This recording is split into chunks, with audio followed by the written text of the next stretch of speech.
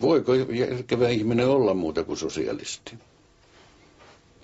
Minusta se on ihan riittävä selitys. Mutta että sitten tämä reaalisosialismin epäonnistuminen ja nämä asiat ovat sitten ihan toinen luku. Sosialismi oli kyllä niin kuin selkeämpi, järkevämpi vaihtoehto kuin esimerkiksi kristinusko tai joku muu palokunta-aate.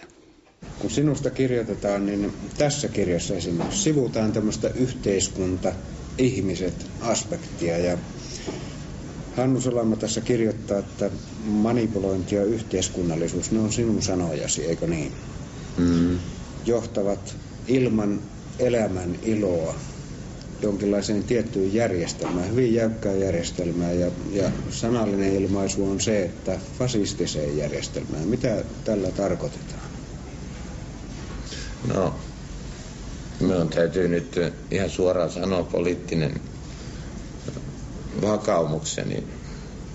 Minä olen kommunisti ja pysyn kommunistina. Sitä me emme voi millään keinoin muuttaa. Mutta samalla kertaa minä olen hyvin varuillani siitä, että tällainen valtiojohtoinen järjestelmä saattaa johtaa fasismin luontoisiin ilmiöihin myös sosialistisesti johdetuissa valtioissa. Sinä arvostelet näitä kirjailijoita, jotka ovat niin sanottuja yhteiskunnallisia kirjailijoita.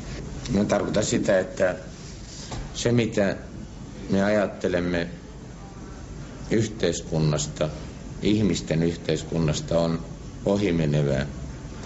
Meidän täytyy ajatella tähtien tasolla. Tähtien tasolla. Se on aika kaukainen ajatus ainakin näin. Se on kaukainen ajatus, mutta ihminen on yksi eläin ja maapallo on yksi tähti.